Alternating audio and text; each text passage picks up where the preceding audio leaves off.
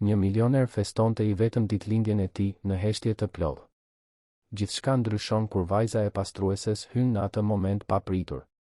Ajo që kjo vajzë bëri në pak minuta tronditi gjithçka që ai besonte. Nëse kjo histori e bukur tej kalimi dhe dashurie ju intereson, mos harroni të regjistroheni në kanalin ton dhe na tregoni nga cili qytet po na ndiqni. Duke vazhduar. Nata po binte mbi Tiranë si një mantel I rënd dhe I heshtur. Dritat e qytetit vezullonin atje poshtë, të para përmes dritareve gjigante prej xhamit të apartamentit në katin e fundit në zonën e bllokut. Agim Selimi vështronte atë det dritash me sy të lodhur, me kravatën tashmë të liruar dhe xhaketën e hedhur mbi divanin prej lëkure italiane.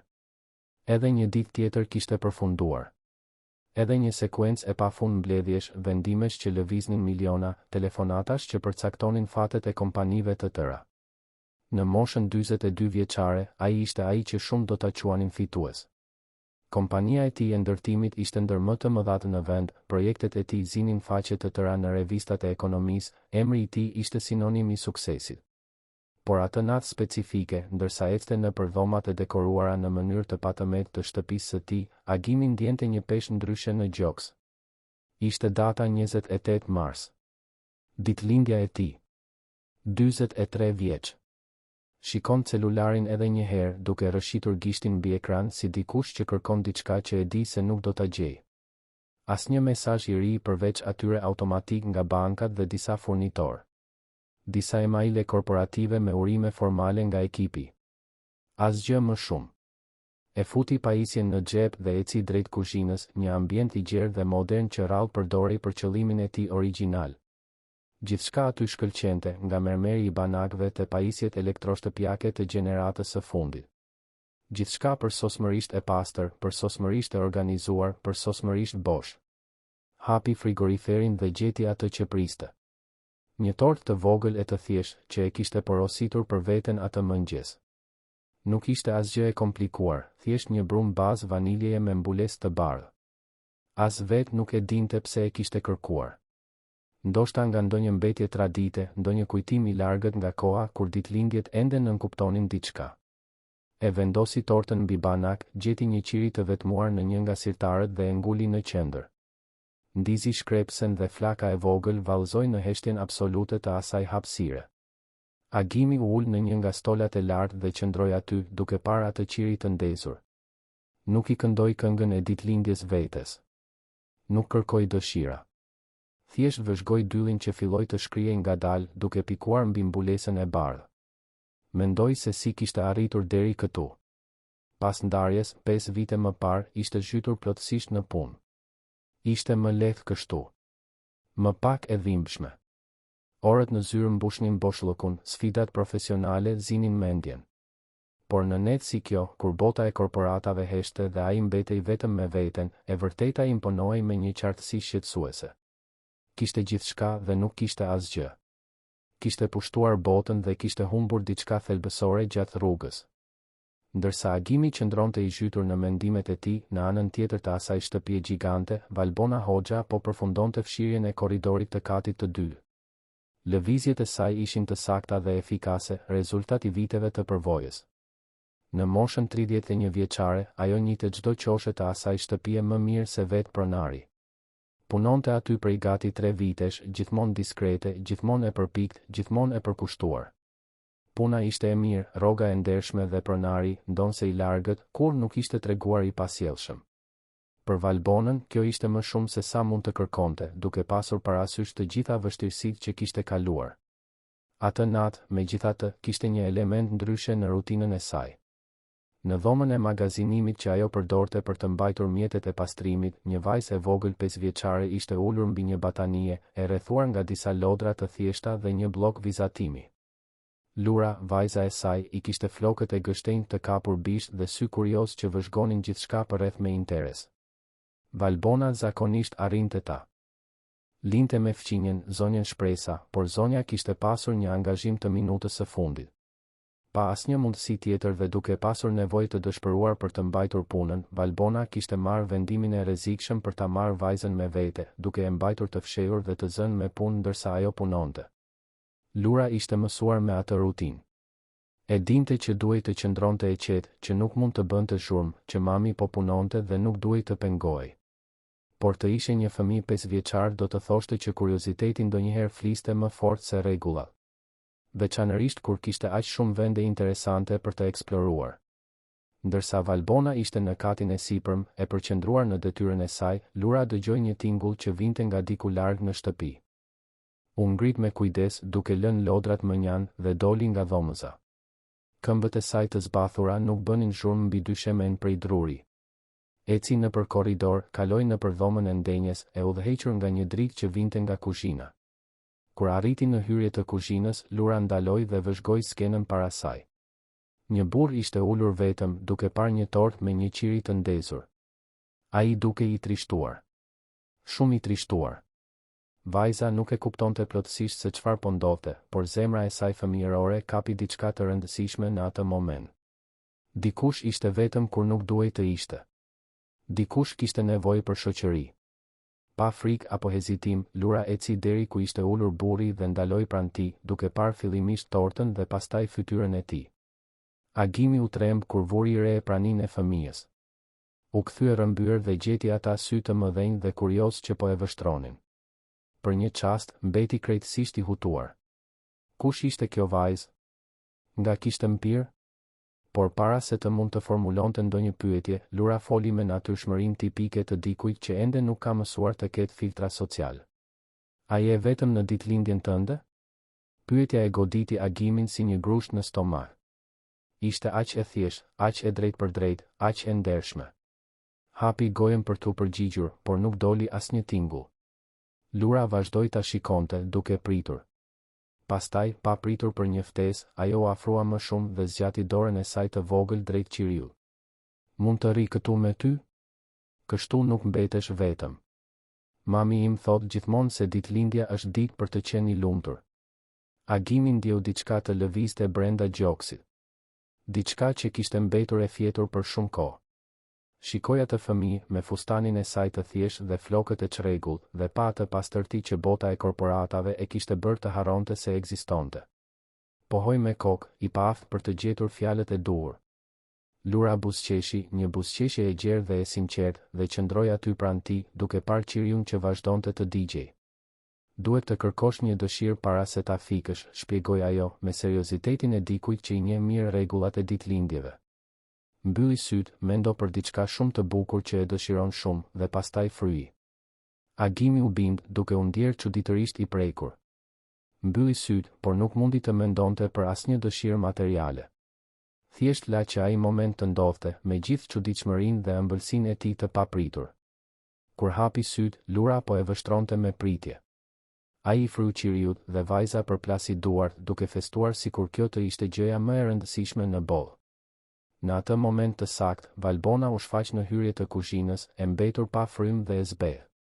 Zemra po i rrite fort, adrenalina e panikut po rrite në venat e saj. Ajo ishte ngjitur lart për të marrë më shumë produkte pastrimi, kishte hyrë në dhomës dhe kishte gjetur vetëm lodrat e shpërndara. Dëshpërimi kishte qenë i menjëhershëm. Kishte përshkuar shtëpinë me shpejtësi rekord, duke thirrur me zë të ulët emrin e vajzës, duke u lutur që asgjë e keqe të mos kishte ndodhur. Dhe tani aty ishte Lura, në kuzhinë me pronarin, në mes të një situate që Valbona nuk mund ta kuptonte plotësisht, por që tashmë e imagjinonte si fundin e saj. Zoti Agim, më vjen shumë keq, zëri i saj doli dridhur, i ngarkuar me frikë të vërtetë. Nuk kisha me këtë Alia sot, fqinja nuk mundi të qëndronte dhe nuk mund të mungoja, ju e dini që unë kur nuk mungoj, gjithmonë e bëj punën tim siç duhet, betohem që ajo ishte e qetë në dhomës, nuk e di si doli, do ta marr menjëherë. Ju lutem, më falni, kam nevojë për këtë punë, unë. Agimi ngriti dorën, duke ndërprerë rrjedhën e dëshpëruar të fjalëve. Valbona heshti menjëherë, duke u përgatitur për më të keqen. Heshtja që pasoi u duk se zgjati një amshim. Lura shikonte nga e amate. Agimi dhe sërish te e ama, duke vënë re tensionin në ajër, por pa e kuptuar plotësisht origjinën e tij. Nuk ka nevojë të kërkoni falje, zëri i Agimit doli më i butë se sa ai priste. Ajo thjesht erdhi të më bënte shoqëri. Ishte shumë e sjellshme nga ana e saj. Valbona mbylli sytë e habitur, e pasigurt nëse kishte dëgjuar saktë. Agimi mori një thikë dhe preu një copë tort, pastaj një tjetër. I vendosi të dyja copat në pjata të vogla që gjeti në dollap. I ofroi njërën lurës, e cila shikoi të ëmën duke kërkuar leje. Valbona, ende duke procesuar atë që po ndodhte, pohoi lehtë me kokë. Vajza mori pjatën me një buzëqeshje rrezatuese. Edhe ju, tha Agimi, duke i zgjatur pjatën tjetër Valbonës. Ju lutem. Por rezulton të jetë një ditëlindje shumë ndryshe nga ajo që prisja. Shumë më e mirë, në fakt Valbona e pranoi pjatën me duar që i dridheshin, ende pa besuar plotësisht se nuk po pushohej nga puna. Qëndroi aty e palvizur, pa e ditur nëse duhej të ulej, nëse duhej të qëndronte në këmbë, apo nëse duhej të largohej që andej sa më shpejt të ishte e mundur. Agimi vuri re hezitimin e saj dhe i tregoi një nga stolet. Ulu. Ju lutem. Nuk kafshoj, ai u përpoq të buzëqeshte, dhe diçka në atë gjest e bëri Valbonën të relaksohej paksa. Të tre qëndruan aty duke ndarë tortën e thjesht në një heshtje që gradualisht pushoi së qeni e pakëndshme. Lura hante me entuziazëm, duke bërë komente se sa e shijshme ishte torta, duke e pyetur Agimin për gjëra të rastësishme që i kalonin në përmendjen e saj fëmijërore. Ai përgjigjej, duke zbuluar se biseda me atë fëmijë ishte çuditërisht e lehtë. Valbona hante ngadalë, duke vëzhguar ndërveprimin me një përzierje lehtësimi dhe habije. Kur mbaruan, Lura hapi gojën duke u përgjumur. Valbona u ngrit menjëherë, e gatshme për të rifilluar detyrat e saj dhe për t'i dhënë fund atij momenti para se diçka të shkonte keq. Do të përfundoj pastrimin e dhomës dhe do të ikim, zoti Agim. Më falni vërtet për gjithë këtë.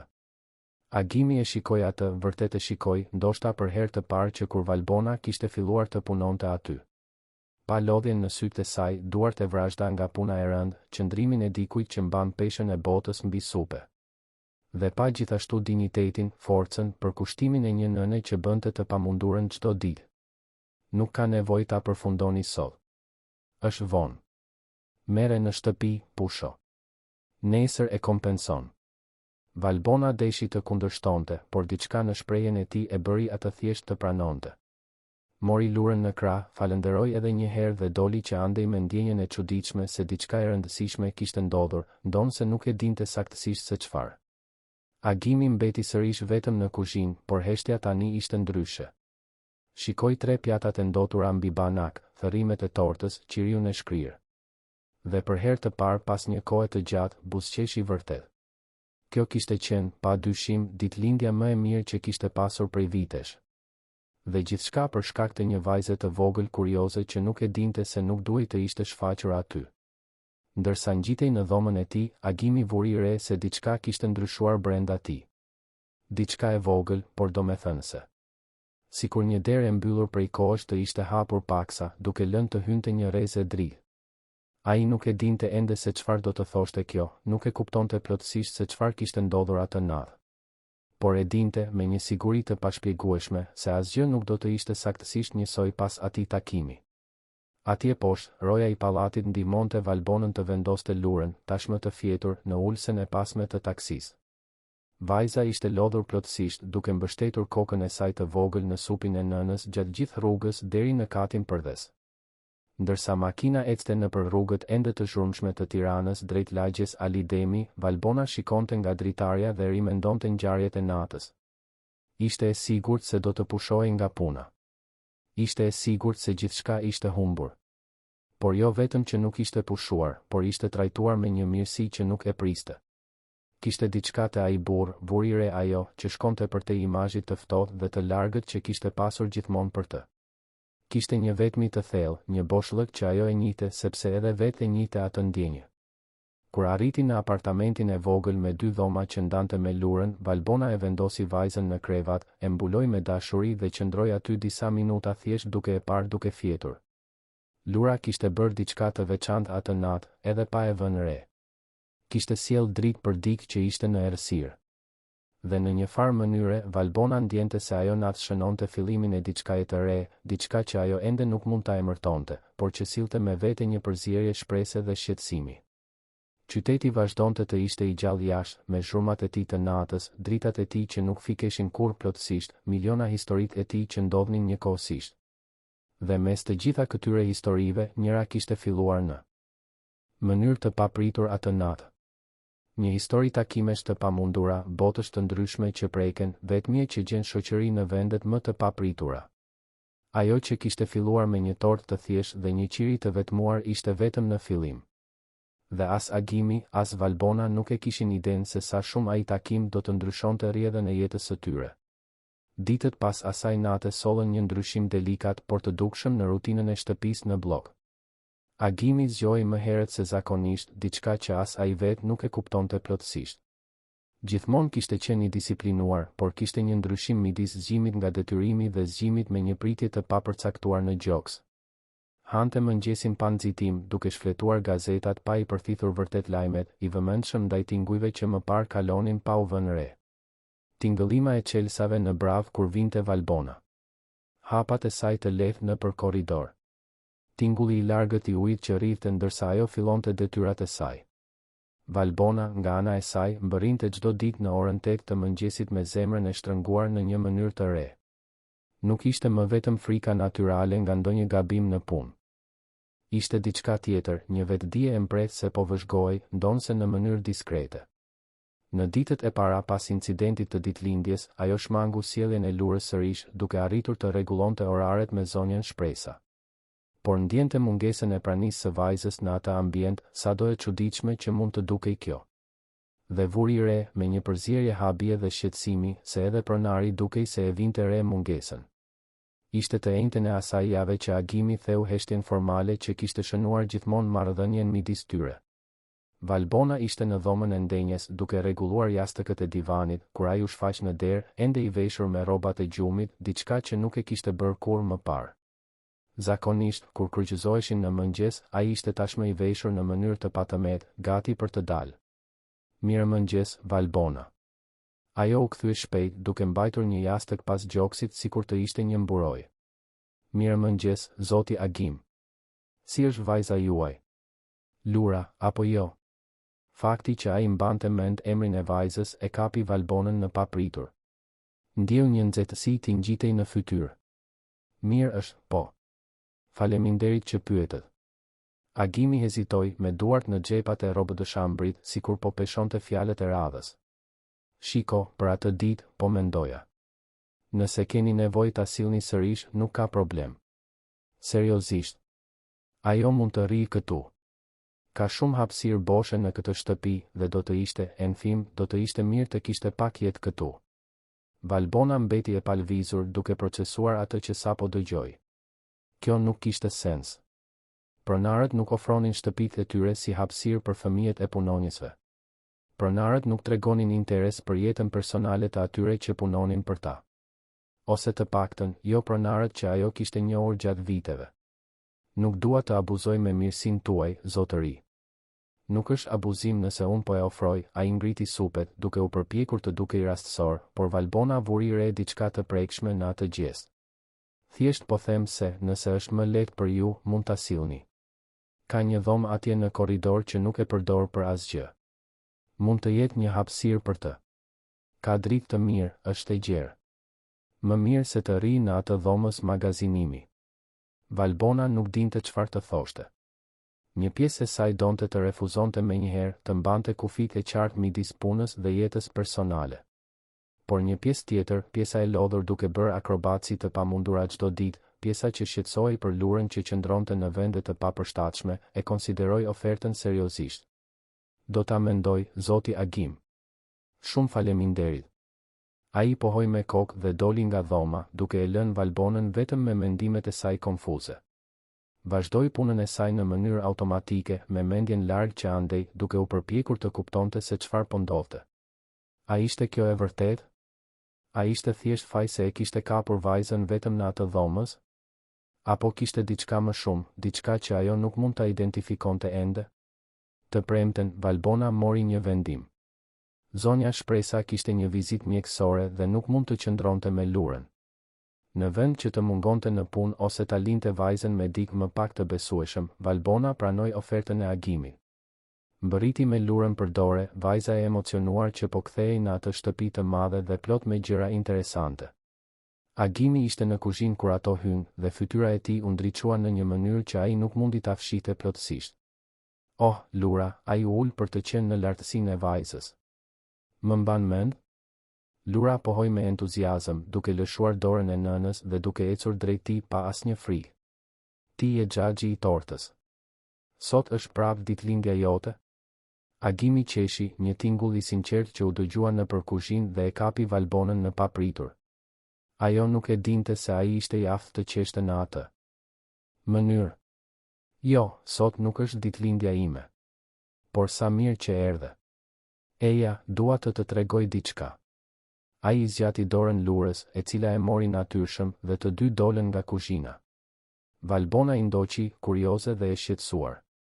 Agimi i çoi në një dhomë që ndodhej në korridorin e katit të dytë, një hapësirë që Valbona e njihte, por që kishte qenë gjithmonë e mbyllur.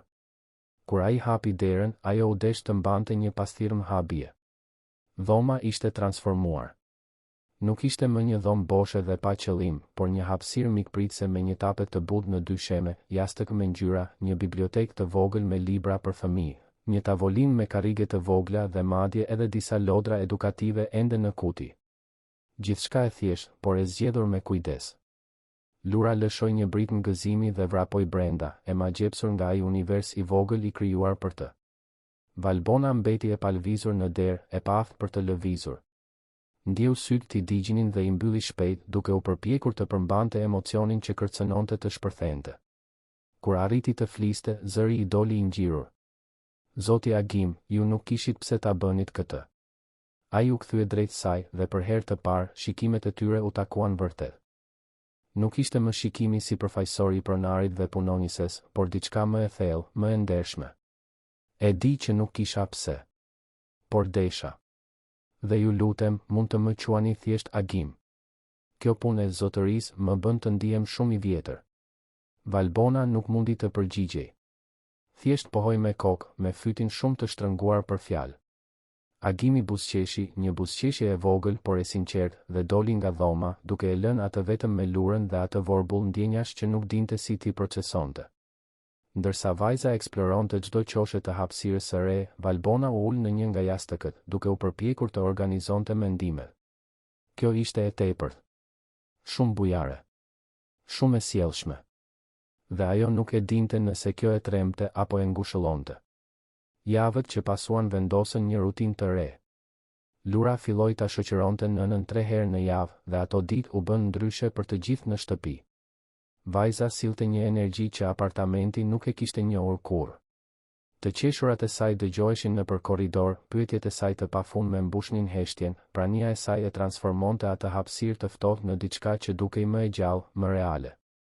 Agimi filloi të rregullonte oraret e tij. Dilte më vonë për në zyrë, kthehej më herët. Gjithmonë kishte një arsyetim të besueshëm, mbledhje që mund të bëheshin me videokonferencë, dokumente që duhej t'i rishikonte në shtëpi, telefonata që mund të priteshin nga kudo. Por e vërteta, të cilën ai mezi e pranonte para vetes, ishte se donte të ishte aty. Donte të dëgjonte tingujt e asaj shtëpie të banuar. Donte të kryqëzohej me Valbonën në korridore dhe të shkëmbente disa fjalë. Donte të shihte Lurën duke vrapuar në përdhomë me vizatimet e saj, duke dashur të tregonte çdo gërvishje sikur të ishte një kryevepër. Një pasdite, Agimi po punonte në zyrën e tij kur dëgjoi trokitje të lehta në derë. Para se të mund të përgjigjej, Lura hyri brenda, duke mbajtur një letër me ngjyra. Kam bërë një vizatim për ty, njoftoi ajo, krenare. Agimi mori letrën dhe studioi kompozimin.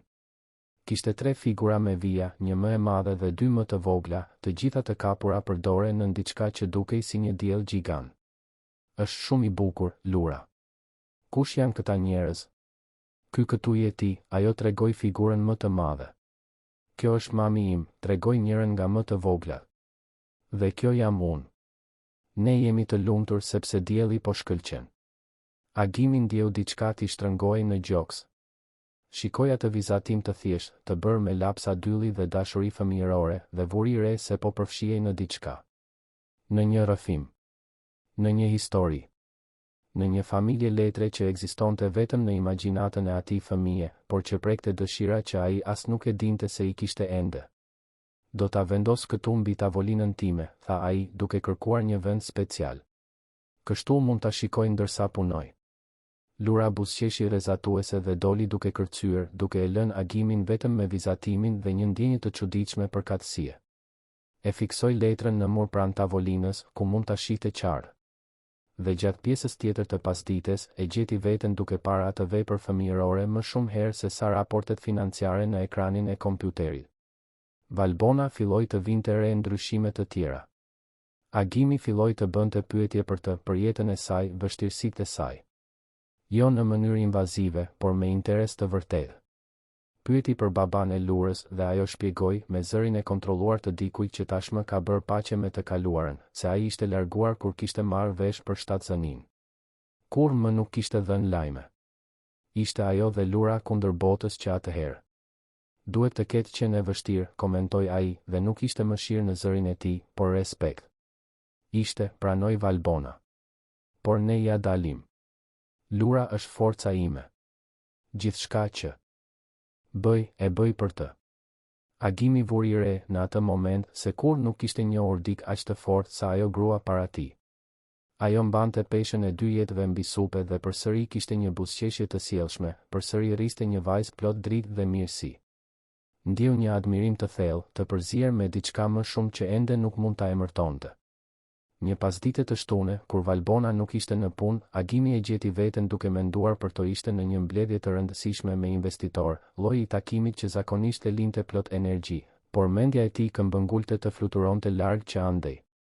Mendonte se si ishte Lura.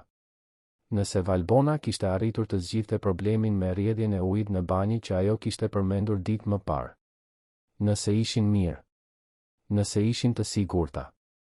Nëse ishin të lumtura. Kur mbledhja përfundoi, në vend që të shkonte për një pije me ortakët siç ishte zakoni, Agimi shkoi direkt në shtëpi. Shtëpia ishte e heshtur dhe boshe, siç ishte gjithmonë në fundjavë.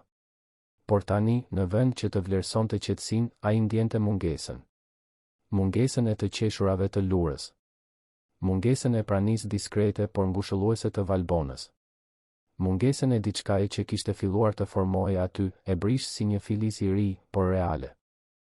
U ul në divanin e dhomës së ndenjes dhe shikoi rreth e rrotull. Gjithçka ishte perfekte, si gjithmonë.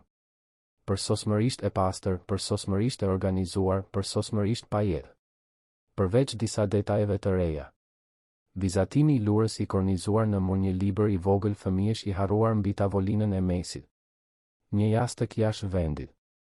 Shenja të vogla se ajo hapësirë po banohej vërtet, jo thjesht po mirëmbahej.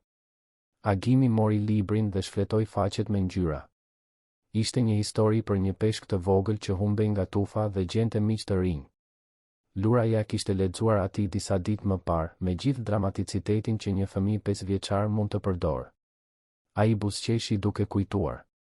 Pastaj e ruajti librin me kujdes dhe qëndroi aty në heshtjen e apartamentit, duke i lejuar vetes të ndjente diçka që e kishte shmangur për një kohë të gjallë. Vetmin.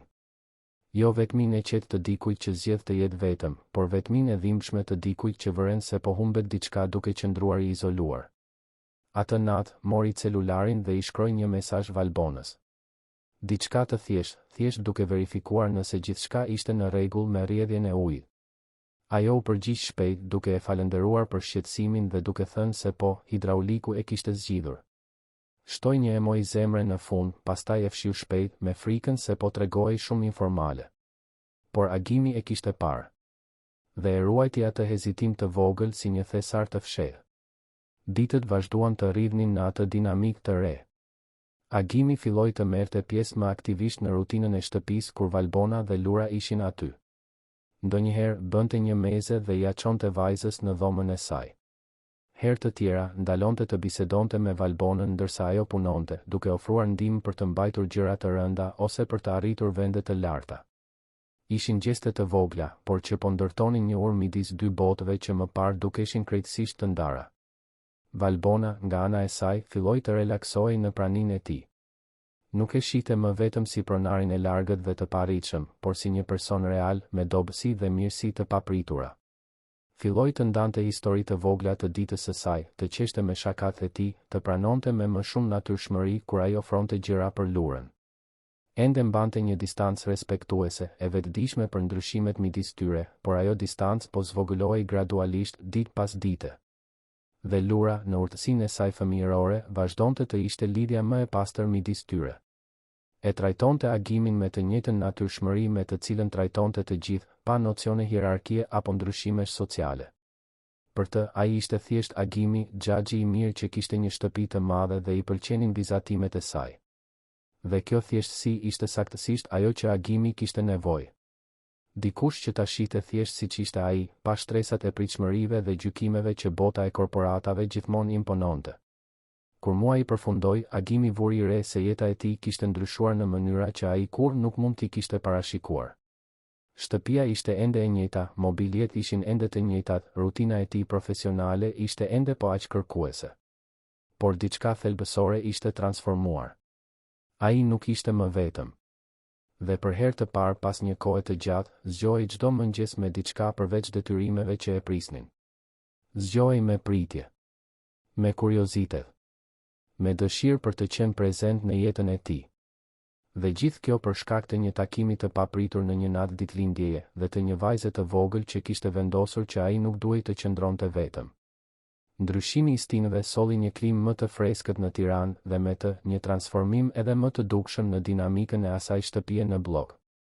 Mai kishte mbërritur me mëngjeset e tij të mjegullta dhe pasditet që erësoheshin më herët dhe Agimi e gjeti veten duke pritur me padurim ditët kur Valbona sillte Lurën me vete. Ato ditë ishin bërë të vetmet në të cilat shtëpia vërtet dukej si një vatër. Ishte në një nga ato pasdite që gjithçka filloi të bëhej më e komplikuar. Valbona ishte në lavanderi duke palosur peshqiret e sapo e kurosur, kur Agimi u shfaq në derë me një shprehje hezituese. Ajo tashmë kishte mësuar ta njihte atë shikim, atë qëndrim që tregonte se ai donte të thoshte diçka të rëndësishme, por nuk dinte mirë si të fillonte. Valbona, po mendoja, filloi ai, duke u mbështetur në kornizën e derës. Të shtunën e ardhshme ka një event bamirësie që kompania ime po sponsorizon. Është te parku i madh i liçenit, një festival për fëmijë. Mendova se ndoshta Lurës do t'i pëlqente të shkonte. Dhe juve gjithashtu, sigurisht. Valbona ndaloi atë që po bënte, duke mbajtur një peshqir të palosur pas gjoksit. Ndjeu zemrën t'i rritë shpejt, atë përzierje konfuze pritjeje dhe frike që ishte bërë konstante javët e fundit. Zoti Agim, nuk e di nëse kjo do të ishte e përshtatshme. Pse jo? Është një event publik, do të ketë shumë familje. Ka shfaqje, lojra, ato gjërat. Mendova se do të argëtoheshit. Ai e bëri të dukej aq e thjeshtë, aq e natyrshme. Por Valbona e dinte se asgjë nga ato nuk ishte e thjeshtë. Të shkonte në një event me të në publik, ku të njohurit e tij mund t'i shihnin bashkë. Çfarë do të mendonin njerëzit? Si do ta interpretonin? Ajo ishte punonisja e tij, asgjë më shumë. Duhej të ishte asgjë më shumë. Sepse çdo gjë përtej kësaj ishte territori rrezikshëm, plot me kurthe që ajo nuk mund t'ia lejonte vetes t'i përballonte. Nuk e di, Agim, ajo përdori emrin e tij pas zotëri për herë të parë dhe vuri re se si kjo u duk se e kënaqi atë. Lura do të kënaqej shumë, me siguri, por nuk dua që njerëzit të mendojnë gjëra të gabuara. Çfarë gjërash të gabuara? Ai u afrua, sinqerisht i konfuzuar. Është thjesht një shëtitje. Miqt mund të dalin bashk, apo jo? Miqt. Fjala mbeti pezull në ajër midis tyre, e ngarkuar me kuptime që asnjëri prej të dyve nuk ishte gati t'i eksploronte plotësisht. Valbona shikoi atë burr para saj, me trikon e tij rastësore dhe sytë e tij të sinqertë, dhe ndiu një butësi të rrezikshme t'i shtrëngonte gjoksin. Po, ata ishin bërë miq. Por a ishte vetëm kjo? Dhe nëse ishte më shumë, a do të ishte e matur ta pranonte? Mirë, u dorëzua ajo, kundër gjykimit të saj më të mirë.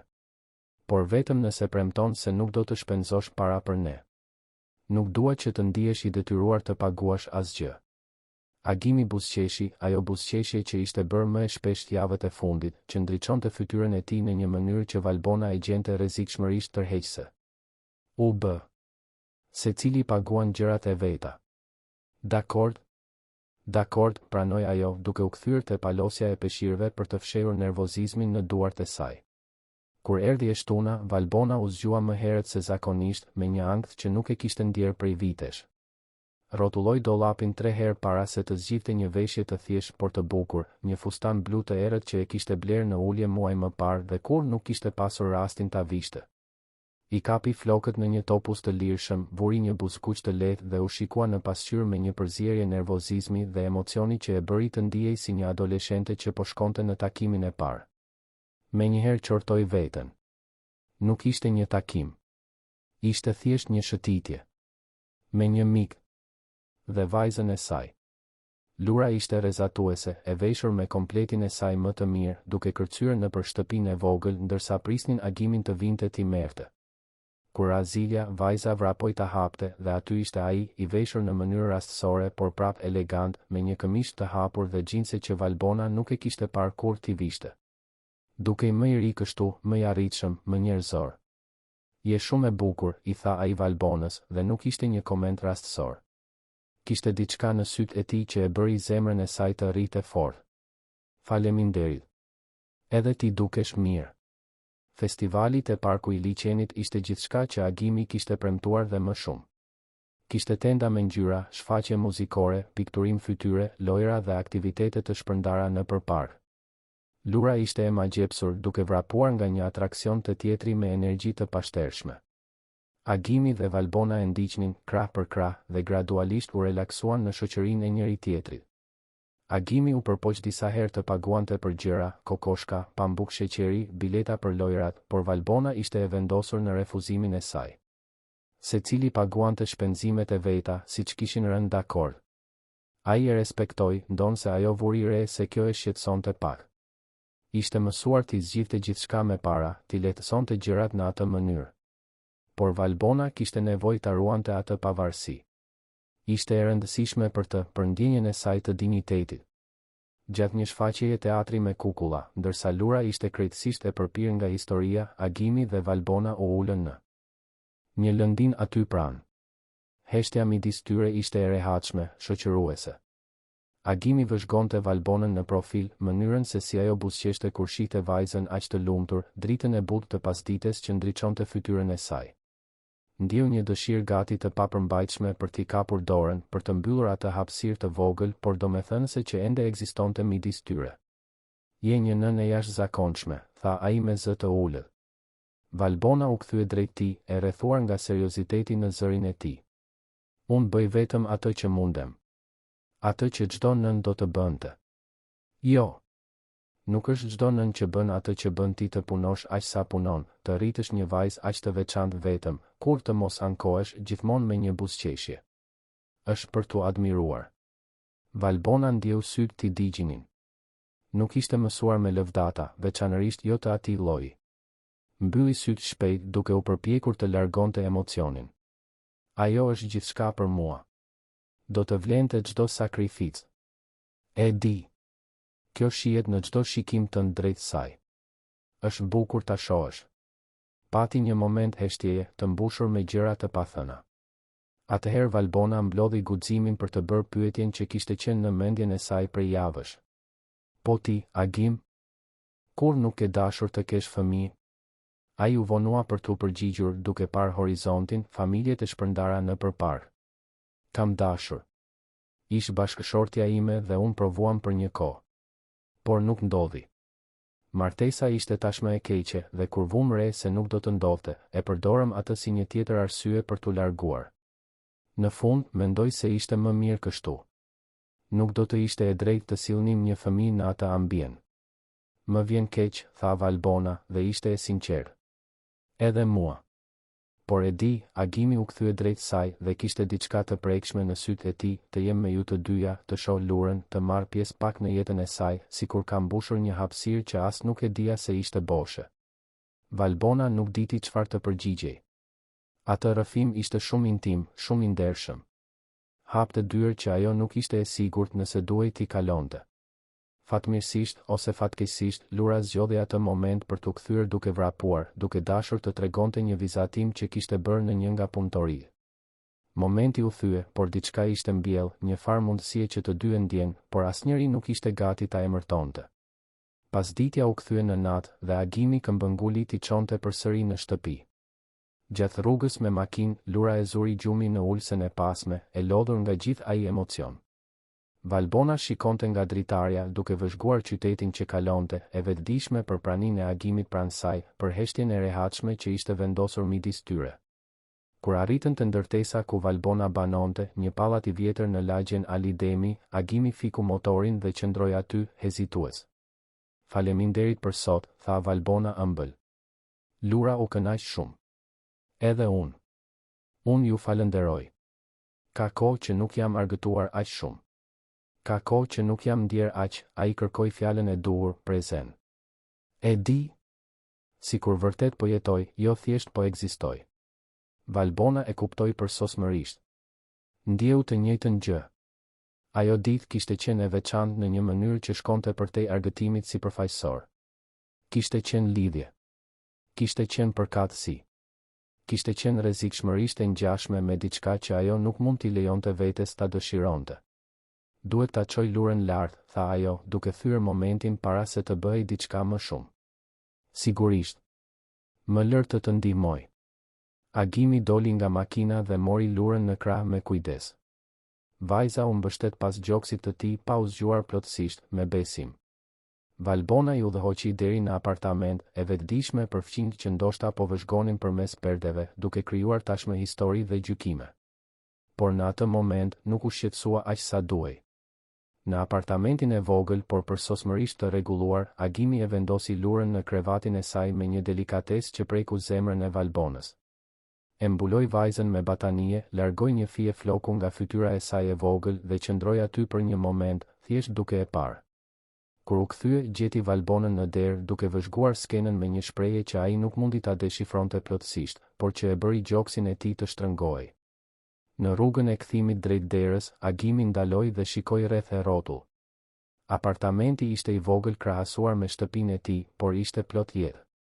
Foto në mure, vizatime të Lurës në frigorifer, bim në dritare, ngjyra dhe ngrohtësi njerëzore në çdo qoshe. Ishte një vatër e vërtetë. Shumë më tepër se sa shtëpia e tij gjigante kishte qenë ndonjëherë. Ke një vend të bukur këtu, tha ai sinqerisht. Është i vogël, por është joni, u përgjigj Valbona me një buzëqeshje. Dhe ka gjithçka që na nevojitet. Ata qëndruan aty, të palvizur në mes të dhomës së vogël, shumë pranë njëri tjetrit në hapësirën e ngushtë. Agimi mund të ndjente parfumin e butë të Valbonës, mund të shihte qukat e vogla në hundën e saj që kur nuk I kishte vënë re. Më parë. Ajo ishte e bukur në dritën e verdhë të dhomës, me sytë shkëlqyes dhe buzët paksa të hapura, sikur ishte gati të thoshte diçka të rëndësishme. Valbona, filloi ai, pa e ditur saktësisht se çfarë do të thoshte, por duke pasur nevojë të thoshte diçka.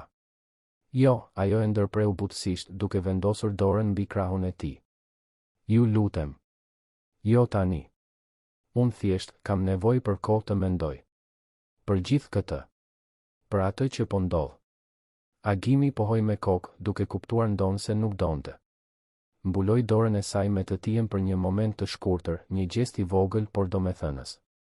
Pa nxitim. Unë nuk do të shkoj asgjë kun. Ai doli dhe Valbona mbylli derën, duke u mbështetur në të dhe duke mbyllur sy. Zemra I rrite shumë fort, mendja I rrotullohej shumë shpejt. Kjo po bëhej reale. Rrezikshmërisht reale. Dhe ajo nuk e dinte nëse kishte guxim të bënte hapin tjetër apo nëse duhej të tërhiqej ndërsa ishte ende kohë. Në ditët që pasuan, Valbona u përpoq të krijonte një distancë të shëndetshme. Filloi ta sillte Lurën më rrallë, I mbajti bisedat me agimin rreptësisht profesionale, shmangu zgjatjen e çdo ndërveprimi përtej asaj që ishte e nevojshme. Ai e vuri re, natyrisht. Si mund të mos e vinte re? Por e respektoi hapësirën e saj, ndonse Valbona mund të shihte konfuzionin dhe lëndimin në sytë e tij çdo herë që ajo largohej nga një bisedë apo refuzonte një ftesë rastësore. E vërteta është se Valbona kishte frikë. Frikë se do të lëndohej. Frikë se do të përfshinte Lurën në diçka që mund të mos funksiononte. Frikë se do të kalonte vijen që ndante punonjësen dhe pronarin dhe do të zbulonte se në anën tjetër nuk kishte asgjë përveç pendimin. Frikë se gjithë kjo ishte vetëm vetmi nga të dyja palët dhe jo diçka reale dhe e qëndrueshme. Por frika nuk e fshinte atë që ajo ndjente. Nuk e fshinte mënyrën se si zemra e saj kërcente kur shihte makinën e agimit duke ardhur. Nuk e fshinte se si ajo e gjente veten duke menduar për të në momentet më të rastësishme të ditës. Nuk e fshinte kujtimin se si ai e kishte mbajtur Lurën me aq kujdes, e kishte shikuar me aq respekt, e kishte bërë të ndihej vërtet e parë për herë të parë pas shumë vitesh. Ishte Lura ajo që më në fund e theu atë ngërç. Një pasdite, kur ishin vetëm ato të dyja në shtëpi, vajza shikoi të ëmën me ata sy të mëdhenj dhe depërtues dhe e pyeti me sinqeritetin brutal të fëmijëve. Mami, pse nuk të pëlqen më Agimi? Valbona, që po gatuante, gati sa nuk e rrëzoi tenxherën. Çfarë? Sigurisht që më pëlqen ai, Lura. Pse mendon se nuk më pëlqen? Sepse nuk më çon më në shtëpinë e tij. Dhe kur shkojmë, ti rri e trishtuar dhe ikën shpejt. Je zën me të? Jo, shpirti im. Nuk jemi zën. Është vetëm se Valbona kërkoi fjalët e duhur, ndonjëherë gjërat janë të komplikuara për të rriturit. Por më pëlqen po, Agimi. Ai është një person shumë i mirë. Atëherë pse ke frikë? Pyetja e kapi Valbonën krejtësisht në papritur. Si arriti ai fëmijë 5 vjeçar të shite përmes saj me aq qartësi? Kush tha që unë kam frikë? Unë e shoh. Ti rri me atë fytyrë që rri kur duhet të shkojmë te dentisti. Sikur ke frikë nga diçka e keqe. Por Agimi nuk është i keq, mami. Ai është i mirë. Dhe ai të pëlqen shumë ty, unë e shoh edhe këtë. Valbona u ul në gjunjë para vajzës, duke i mbajtur duart e saj të vogla. Ke të drejtë, shpirti im. Kam pakës frikë. Por nuk është frikë nga Agimi. Është frikë se ajo u përpoq të thjeshtonte diçka aq të komplikuar, është frikë se gjërat do të ndryshojnë dhe do të bëhen të vështira. E kupton? Lura mendoi për një moment, serioze përtej moshës së saj. Zysha tha se ndryshimet ndonjëherë janë të mira. Që ne nuk duhet të kemi frikë nga gjërat e reja vetëm sepse janë ndryshe. Ti nuk më the kështu kur unë nuk doja të shkoja në kopshtin e ri? Valbona nuk mundi të shmangte një buzëqeshje. Fjalët e saj po i ktheheshin përmes gojës së vajzës së saj të urtë. Të thash po. Dhe ke të drejtë që ma kujtove këtë. Atë natë, pasi e vuri Lurën në gjumë, Valbona mbeti zgjuar për orë të tëra, duke parë tavanin, duke menduar. Duke menduar për Agimin dhe se si ai ishte bërë i rëndësishëm. Duke menduar për të gjitha arsyet pse kjo mund të shkonte keq. Por duke menduar gjithashtu për të gjitha mënyrat se si ai kishte treguar se ishte ndryshe, se ishte i sinqert, se ndjenjat e tij ishin reale. Mëngjesin tjetër, kur arriti në punë, gjeti Agimin në kuzhinë. Ai po bënte kafe, diçka që rrallë e bënte vetë. Kur e pa, fytyra e tij u ndriçua për një çast para se të kthehej në një shprehje më neutrale. Mirëmëngjes, Valbona. Mirëmëngjes, Agim. Pati një heshtje të pakëndshme. Atëherë Valbona mori një vendim. Eci deri ku ishte ai dhe e shikoi drejt në sy. Më fal që kam qenë e largët. Isha e konfuzuar. Ende jam, në fakt, por nuk është e drejtë ndaj teje. Ti nuk e meriton këtë. Agimi vendosi filxhanin e kafes mbi banak, duke i dhënë gjithë vëmendjen e tij asaj. Nuk ke pse të kërkosh falje. Unë e kuptoj. Kjo është e re dhe e çuditshme edhe për mua. Por Valbona, ai bëri një hap përpara, dua ta dish se jam i sinqert. Ajo që ndjej për ty, për Lurën, është reale. Dhe nëse ke nevojë për kohë, unë pres. Nëse dëshiron që ne të kthehemi të jemi vetëm pronar dhe punonjëse, unë e respektoj. Por nuk mund të shtihem sikur nuk ndjej asgjë. Valbona ndjeu lotët t'i digjnin syt. Askush kur nuk kishte qenë aq i ndershëm me të. Aq i respektueshëm. Aq i duruar. Edhe unë ndjej, pranoi ajo, dhe ishte çliruese ta thoshte me zë të lartë. Por kam frikë, Agim. Frikë se do të lëndohem. Frikë se do të lëndoj Lurën. Ne vim nga botë shumë të ndryshme. Botët takohen çdo ditë, tha ai butësisht. Dhe krijojnë diçka të re. Diçka që është vetëm e tyre. Ne mund të provojmë. Pa presion, pa pritshmëri të pamundura. Thjesht duke provuar. Valbona shikoi atë burr, sinqeritetin në sytë e tij, vulnerabilitetin që ai ishte i gatshëm të tregonte. Dhe vuri re se vajza e saj kishte të drejtë. Nuk mund të kishte frikë nga ndryshimet vetëm sepse ishin ndryshe. Ndonjëherë gjërat më të mira të jetës vinin nga vendet më të papritura. Mirë, tha ajo në fund. Le të provojmë. Ngadalë. Por le të provojmë. Buzëqeshja që ndriçoi fytyrën e Agimit vleti të gjitha frikërat, të gjitha dyshimet. Dhe kur ai zgjati dorën asaj, Valbona e mori, duke ndjerë se po kalonte një vijë që nuk kishte më kthim pas. Por për herë të parë nuk kishte frikë nga ajo që ishte në anën tjetër. Javët në vazhdim sollën një lehtësi të re në rutinën e të gjithëve. Agimi dhe Valbona nuk nxituan asgjë, duke respektuar marrëveshjen për të ecur ngadalë, por ndryshimi ishte i prekshëm. Shikimet zgjasnin pak më shumë. Bisedat thelloheshin. Buzëqeshjet ishin më të shpeshta dhe më të sinqerta. Lura, në gëzimin e saj fëmijëror, dukej se kishte fituar jo vetëm një mik, por dikë që e trajtonte me një dashuri atërore që ajo kur nuk e kishte njohur. Agimi filloi të merrte pjesë më aktivisht në përditshmërinë e të dyjave. Ofrohej për të marrë lurën nga kopshti në ditët kur Valbona kishte vizita mjekësore apo angazhime të pashmangshme. Herën e parë që e bëri këtë, mbërriti 20 minuta para orarit, i nervozuar si një adoleshent në takimin e parë. Kur lura doli duke vrapuar nga kopshti dhe u hodh në krahët e tij me një britm gëzimi, Agimi ndjeu diçka të sistemohej në gjoksin e tij. Kjo ishte e drejtë. Kjo kishte sens në një mënyrë që asgjë në jetën e tij nuk kishte pasur prej shumë kohësh.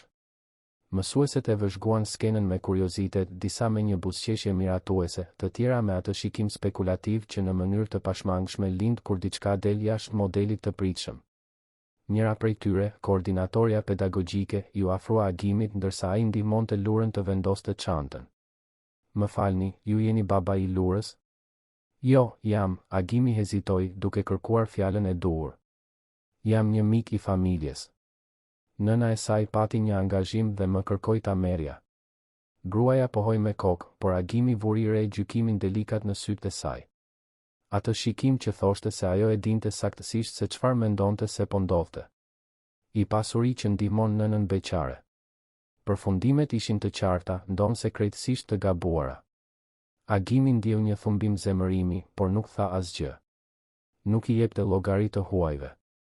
Kur Valbona mori vesh për incidentin, u dukshëm e shqetësuar. U ulën në dhomën e saj atë natë, pasi lura shkoi të flinte dhe ajo shprehu shqetësimet e saj me zë të ulët por të fortë. Njerëzit do të flasin, Agim. Tashmë po flasin. Administratorja e pallatit tim më ndaloi sot për të më pyetur nëse po dilja me një biznesmen.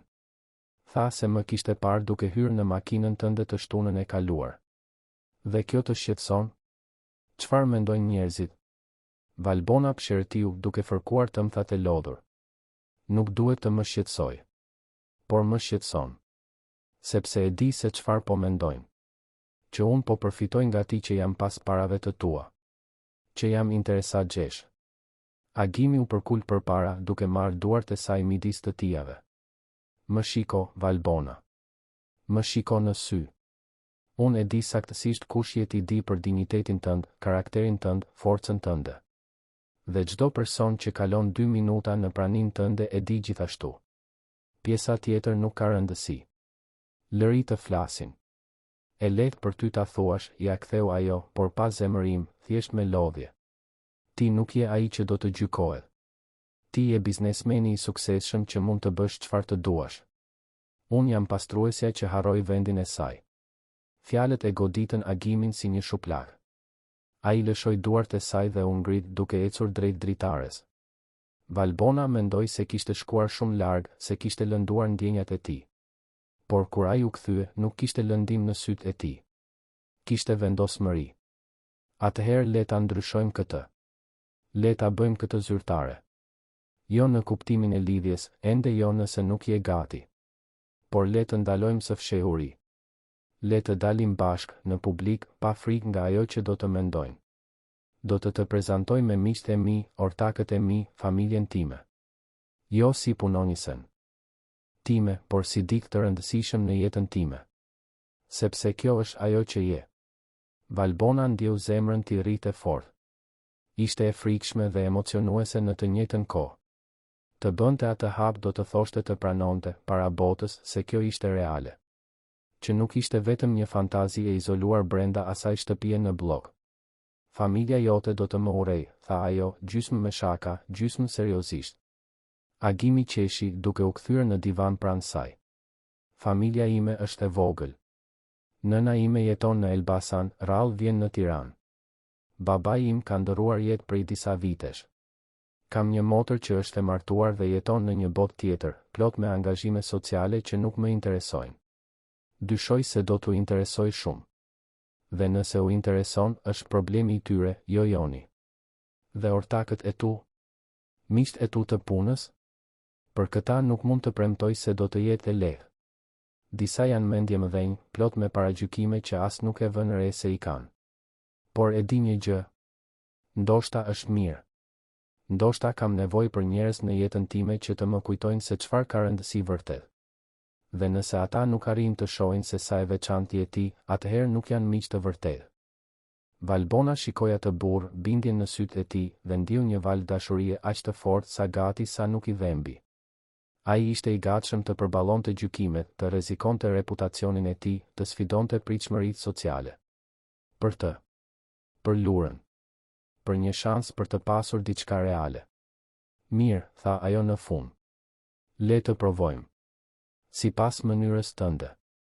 Testi i parë erdhi më shpejt se sa e prisnin.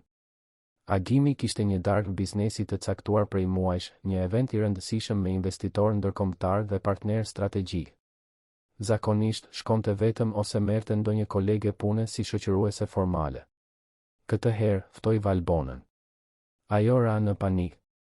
Nuk kishte veshje të përshtatshme, nuk dinte si të sillej në eventet e atij niveli, nuk fliste anglisht aq mirë sa për të biseduar me të huaj. Agimi ishte i duruar, i ofroi ndihmë pa qenë kondescendent. E çoi të blinte një fustan, duke këmbëngulur se kjo nuk ishte bamirësi, por një nevojë e eventit. Valbona pranoi, por u sigurua të zgjidhte diçka elegante por diskrete, asgjë shumë të rënë në sy apo të shtrenjtë. Agimi e respektoi zgjedhjen e saj, ndonse sytë e tij thoshin se mendonte se ajo do të dukej e bukur në çdo gjë. Në natën e darkës, kur Agimi shkoi ta merrte, mbeti pa fjalë. Valbona ishte mahnitse në një fustan të zi të thjesht, por të patëmet, flokët e lëshuar në val të buta, një grim delikat që nxirrte në pah tiparet e saj natyrale. Ajo ishte e nervozuar, ai mund ta shihte nga duart që i dridheshin lehtë ndërsa mbante çantën. Por ishte e bukur. Dhe më e rëndësishmja, ishte aty, pranë tij, e gatshme të përballonte atë botë të huaj për shkak të tij. Darka ishte në një restorant të sofistikuar në rrugën Abdi Toptani, i gjithë i dekoruar me kristale dhe tavolina të rregulluara me një saktësi që kufizohej me obsesionin. Valbona u ndje krejtësisht jashtë vendit kur hyn, por Agimi i mbajti dorën me vendosmëri, duke i transmetuar siguri. E prezantoi me të gjithë thjesht si Valbonën, dikë shumë të veçantë në jetën e tij. Disa e shikuan me kuriozitet të dukshëm, të tjerë me një mosinteresim të edukuar. Pati nga ata që bën pyetje hollësisht invazive se si u njohën, çfarë bënte ajo nga vinte. Valbona u përgjigj me ndershmëri dhe dinjitet. Po, punonte për Agimin fillimisht si punonjëse. Po, ishte nën beqare. Po, vinte nga një familje e thjeshtë. Nuk u përpoq ta fshihte apo ta zbukuronte historinë e saj. Dhe diçka interesante ndodhi. Disa njerëz, ata që vërtet kishin rëndësi, reaguan me respekt të vërtetë. Komentuan se si ajo duhej të ishte e fortë, se si të rritje një vajzë vetëm ishte për t'u admiruar. Të tjerë, më sipërfaqësorët, lanë të rrëshisnin paragjykimet e tyre në komente të fshehura që mendonin se ishin delikate. Agimi vuri re se cilin prej tyre dhe ndjeu opinionin e tij për këta njerëz të ndryshonte përfundimisht. Momenti më i vështirë erdhi kur Besniku, një nga ortakët më të vjetër të kompanisë, e tërhoqi Agimin më njanë gjatë ëmbëlsirës. Mund të flas me ty një minutë? Të dy u larguan, duke shkuar pranë barit. Besniku nuk humbi kohë me rrotullime. Agim, e di që të konsideroj si vëlla, por duhet të ta them këtë. Je i sigurt për atë që po bën? Kjo grua, ajo është e bukur, po, duket simpatike, por le të jemi realist këtu. Ti e di si funksionon bota. Njerëzit do të gjykojnë. Do të thonë se ajo është pas parave të tua. Dhe më e rëndësishmja, a e njeh vërtet atë? E njeh historinë e saj? Sepse kam parë shumë burra të suksesshëm të dështojnë duke besuar shumë shpejt. Agimi ndjeu zemërimin të ngjitej si lavë, e nxehtë dhe intensive. Mori frym thellë para se të përgjigjej, duke mbajtur zërin e kontrolluar por të fortë. Së pari, besnik, unë e njoh Valbonën shumë më mirë se sa njoh gjysmën e njerëzve në këtë dhomë, duke përfshirë disa që janë në kompaninë tonë. Prej vitesh. Së dyti, nëse vërtet do të më konsideroje vëlla, do të kishit besim të gjykimi im në vend që të bënit supozime bazuar në paragjykime klase. Dhe së treti, nëse nuk arrin të shohësh vlerën e saj për te llogarisë së saj bankare, atëherë problemi nuk është ajo. Është të ti besniku mbylli syt i habitur, qartësisht i befasuar nga ashpërsia e përgjigjes. Agimi kur nuk i kishte folur atij në atë mënyrë. Unë thjesht po përpiqem të mbroj, mik. Unë nuk kam nevojë për mbrojtje. Kam nevojë për respekt. Për vendimin tim dhe për gruan që zgjodha të kem në jetën time. Nëse nuk mund të ma japësh këtë, atëherë ndoshta duhet të rivlerësojmë partneritetin ton. Agimi u kthye në tavolinë, duke lënë besnikun të shtangur pas tij. U ul pranë Valbonës, e cila kishte vënë re tensionin, por nuk e dinte saktësisht se çfarë kishte ndodhur. Ai i kap dorën mbi tavolinë, një gest publik dhe i qëllimshëm, dhe buzëqeshi. Gjithçka është në rregull, tha ai me zë të ulët. Më shumë se mirë. Valbona pa diçka në sytë e tij që ja mbushi zemrën. Ai kishte luftuar për të. E kishte mbrojtur. E kishte zgjedhur atë edhe kur do të thoshte të ballafaqohej me njerëz të rëndësishëm në jetën e tij profesionale. Në atë moment, shumë nga dyshimet e saj u fashitën. Kjo nuk ishte kalimtare. Kjo nuk ishte fantazi. Agimi ishte i përkushtuar vërtet. Ditët që pasuan sollën sprova të tjera. Nëna e Agimit mori në telefon, duke pasur dëgjuar përmes të njohurve të përbashkët për darkën. Biseda ishte e tensionuar. Ajo nuk ishte e tërbuar, por ishte e shqetësuar, duke bërë pyetje që zbulonin paragjykimet e saj, pavarësisht se përpiqej të dukej vetëm e kujdesshme.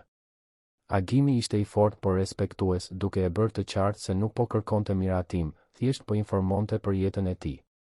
Telefonata përfundoi me një marrëveshje të ftohtë për t'u takuar së shpejti që ajo të mund të njihte Valbonën personalisht.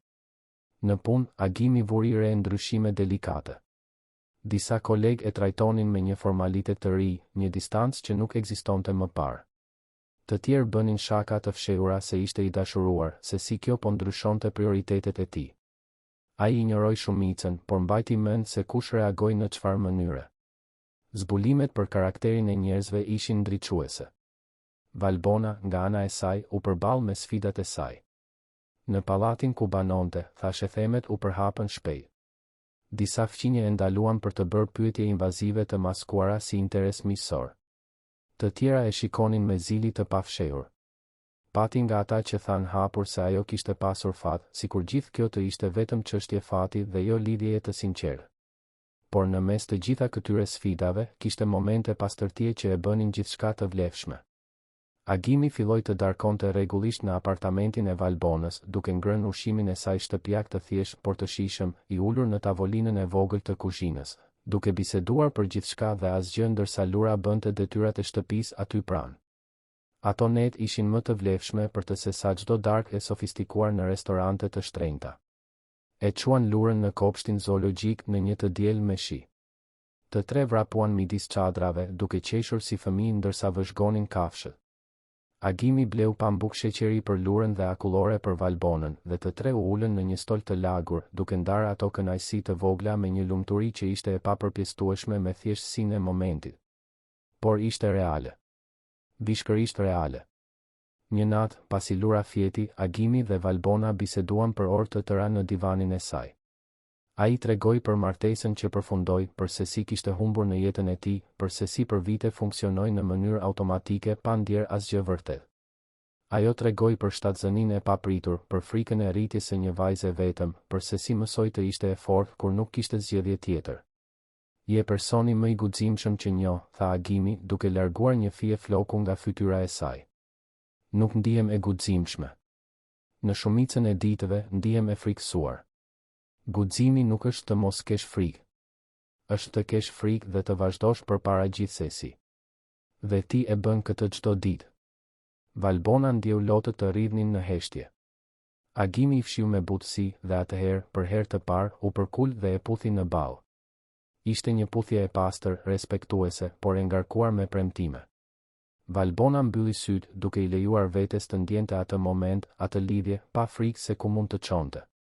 Kur Agimi doli atë natë, të dy e dinin se kishin kaluar edhe një vit të padukshme. Nuk ishte vetëm miqësi. Nuk ishte vetëm tërheqje. Ishte diçka më e thellë, diçka që po rriste rënjën në terren pjellor, e ushqyer nga respekti reciprok, admirimi I sinqert dhe një butësi që të I kalonte ndryshimet sociale apo pritshmëritë e jashtme. Javët u kthyen në muaj. Marrëdhënia vazhdoi të evoluonte, por gjithmonë në ritmin e tyre, pa presione të jashtme që diktonin hapin.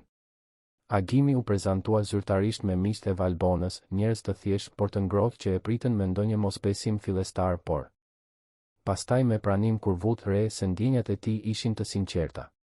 Valbona njohu nënën e Agimit në një drekë të tensionuar por civile, ku zonja më e moshuar u përpoq të ruante qetësinë ndërsa qartësisht luftonte me paragjykimet e saj. Takimi nuk ishte I ngrohtë, por ishte një fillim. Lura lulëzoi në atë rregullim të ri. Kishte tani dy shtëpi ku ndjej si në shtëpi, dy botë që ajo I lundronte me lehtësinë natyrale të fëmijëve. Agimi e merrte nga kopshti rregullisht, e ndihmonte me detyrat e shtëpisë, I lexonte histori për gjumë kur ajo qëndronte në shtëpinë e tij. Kur nuk u përpoq të zëvendësonte baban e munguar, por ishte aty, prezent dhe konstant në një mënyrë që do të thoshte gjithçka.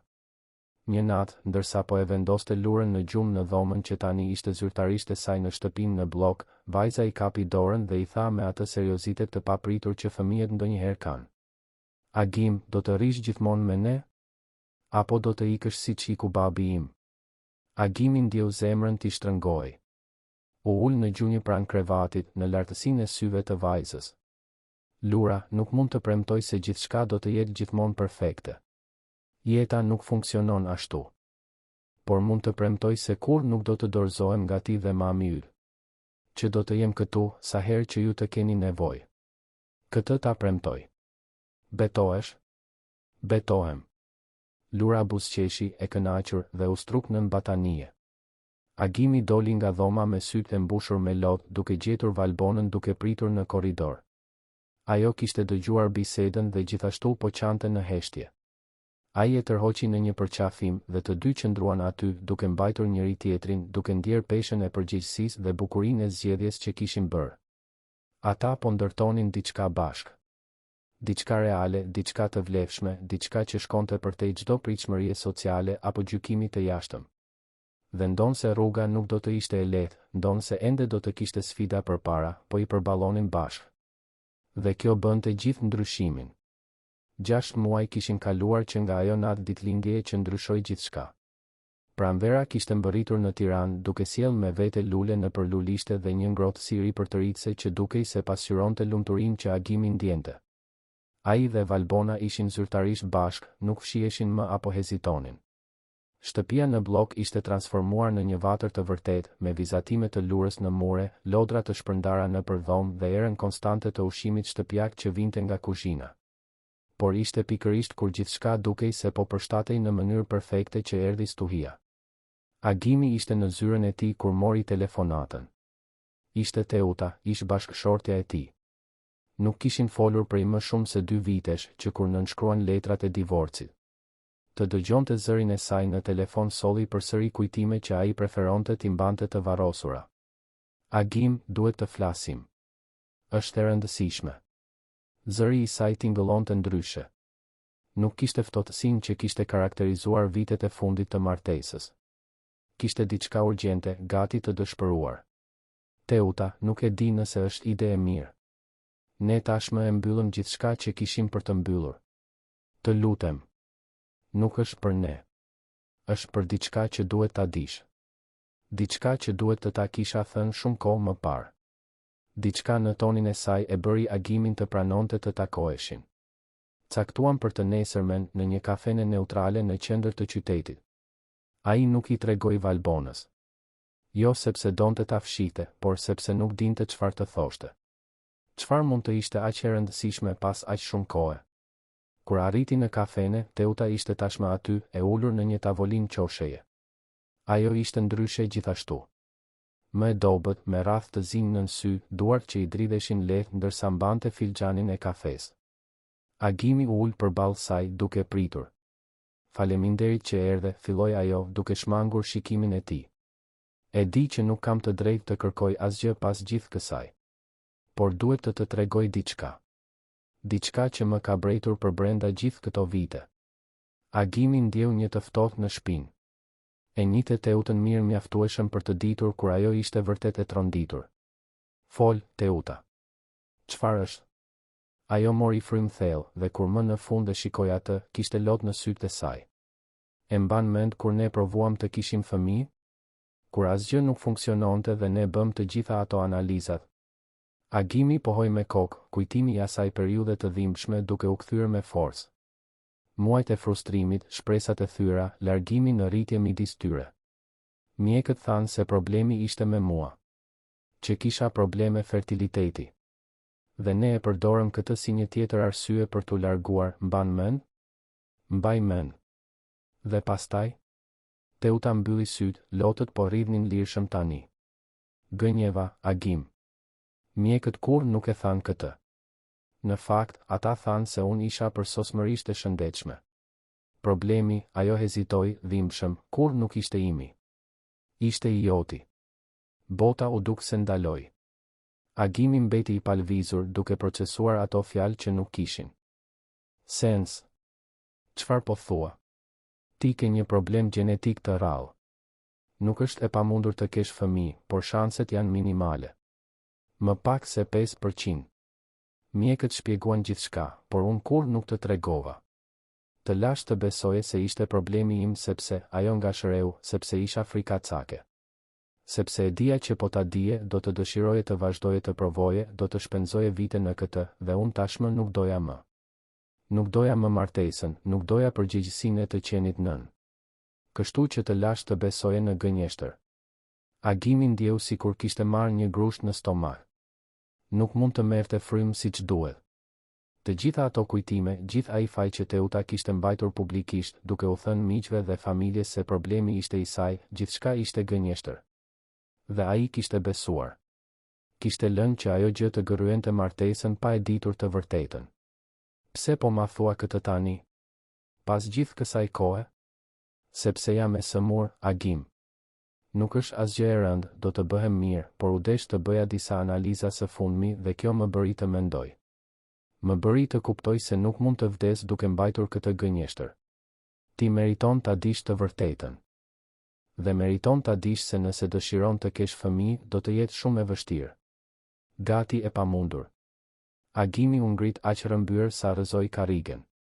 Njerëzit në kafene e shikuan, por ai nuk u shqetësua. Kishte nevojë të dilte që andej. Kishte nevojë për ajër. Doli nga kafeneja pa thënë asgjë më shumë, duke e lënë Teutën duke qarë vetëm në tavolinë. Drejtoi makinën pa destinacion për orë të tëra, mendja i rrotullohej në rrath vicioz. Zbulimi ishte shkatërues në shumë shtresa. Tradhtia e gënjeshtrës. Vitet e humbura duke besuar në diçka të rreme. Dhe kryesisht implikimi për të ardhmen e tij. Për të ardhmen me Valbonën. Lura. Vajza që ishte bërë si një vajzë për të. Vajza që ai e donte sikur të ishte e tij.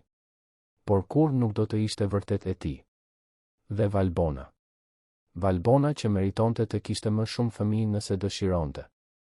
Valbona që ishte një nën aq e mrekullueshme dhe që mund të dëshironte të zgjeronte familjen. Si mund t'ia ofronte këtë asaj? Si mund ta dënonte atë me një jetë pa këtë mundësi? Kur më në fund arriti në shtëpi, ishte tashmë natë. Valbona ishte në kuzhinë duke përgatitur darkën. Lura ishte në dhomën e ndenjes duke parë vizatime. Gjithçka aq normale, aq perfekte. Dhe ai ishte gati ta shkatëronte atë. Valbona e vuri re menjëherë se diçka nuk shkonte. La atë që po bënte dhe erdhi drejt tij. Agim? Çfarë ndodhi? Je i zbeth. Ai nuk mundi të përgjigjej. Thjesht e tërhoqi në një përqafim të dëshpëruar, duke e mbajtur sikur të ishte e vetmja gjë e fortë në një botë që po shkatërrohej. Valbona ja ktheu, e konfuzuar por prezente, duke pritur që ai të ishte gati të fliste. Kur më në fund u ndan, Agimi tregoi gjithçka. Telefonatën e Teutës, takimin, zbulimin. Valbona dëgjoi në heshtje, fytyra e saj kaloi përmes një sër emocionesh, habi, zemërim për gënjeshtrën e Teutës, trishtim për peshën që Agimi po mbante. Dhe ti po ma tregon këtë sepse, tha ajo ngadalë, mendon se kjo ndryshon diçka midis nesh? Ndryshon gjithçka, Valbona. Unë nuk mund të jap fëmijë. Ti je aq e re ende, ke aq shumë përpara. Meriton dikë që mund të jap një familje të plotë. Valbona e shikoi atë sikur ai të kishte thënë gjën më absurde në botë. Agim Selimi, ti vërtet po më thua se mendon se unë jam me ty sepse dua të kem më shumë fëmijë? Nuk është vetëm kjo. Është se ti meriton të kesh opsionin. Dhe unë nuk mund të jap këtë. Së pari, tha Valbona, zëri i saj po bëhej më i fortë, unë tashmë kam një vajzë. Një vajzë të mrekullueshme që është më se e mjaftueshme për mua. Së dyti, nëse do të dëshiroja të kisha më shumë fëmijë në të ardhmen, ekzistojnë mënyra të tjera. Birësimi, trajtimet, mira mundësi. Dhe së treti, dhe më e rëndësishmja, ajo i kapi fytyrën midis duarve, duke e detyruar ta shikonte në sy, unë nuk jam me ty sepse dua fëmijë. Jam me ty sepse të dua. Sepse je i sjellshëm, bujar, prezent. Sepse e trajton vajzën time sikur të ishte e jotja. Sepse më bën të lumtur në një mënyrë që as nuk e dija se ishte e mundur. Por, Agimi u përpoq të argumentonte, por Valbona e ndërpreu. Jo. Nuk ka, por. A mendon vërtet se kjo ka rëndësi? Që kjo ndryshon atë që ne ndërtuam? Agim, ti tashmë je baba. I lurës. Ndoshta jo biologjikisht, por në të gjitha mënyrat që kanë rëndësi. Dhe nëse kjo nuk është e mjaftueshme për ty, atëherë problemi nuk është fertiliteti yt. Është se ti nuk vëren vlerën e asaj që tashmë ke. Fjalët e goditën Agimin si një rrezë qartësie në mes të errësirës. Ai kishte kaluar gjithë ditën i fokusuar në atë që nuk mund të kishte, në atë që nuk mund të jepte, pa vënë re gjithçka që tashmë kishte, gjithçka që tashmë ishte. Por po sikur ti të ndryshosh mendje? Po sikur pas disa vitesh të pendohesh? Atëherë ne merremi me këtë kur të ndodh. Bashk. Sepse kështu funksionon, Agim. Ne nuk kemi garanci për të ardhmen. Askush nuk ka. Por ne zgjedhim të jemi bashkë gjithsesi. Ne zgjedhim të ndërtojmë diçka pavarësisht pasigurive. Agimi ndjeu lotët e tij të fillonin të binin. Të gjitha emocionet e ditës, shoku, zemërimi, frika, dhimbja, gjithçka po dilte për një herë. Valbona e mbajti, duke e lënë të qante, duke ofruar ngushëllimin e heshtur të pranisë së saj. Lura u shfaq në derën e kuzhinës, e shqetësuar duke parë Agimin duke qarë. Agimi është i trishtuar? Pyeti ajo, zëri i saj i vogël plot shqetësim. Agimi u ul në gjunjë, duke hapur krahët për të. Lura vrapoi dhe e përqafoi fort. Jam mirë, e vogël. Thjesht pata një ditë të vështirë.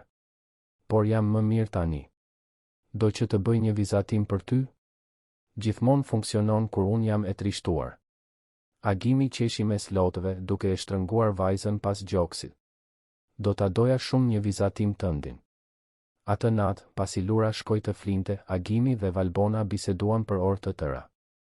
Ai foli për frikërat që zbulimi kishte zgjuar, për se si për një moment kishte menduar t'i jepte fund gjithçkaje për të kursyer Valbonën nga një e ardhme e kufizuar. Ajo dëgjoi, pastaj shpjegoi me durimin e pafund që ai kishte mësuar ta donte, se e ardhmja që ajo donte ishte pranë tij, jo ndonjë version hipotetik perfekt që ekzistonte vetëm në imagjinatën e tij. Ti nuk e kupton ende, apo jo? Tha Valbona, duke i mbajtur duar.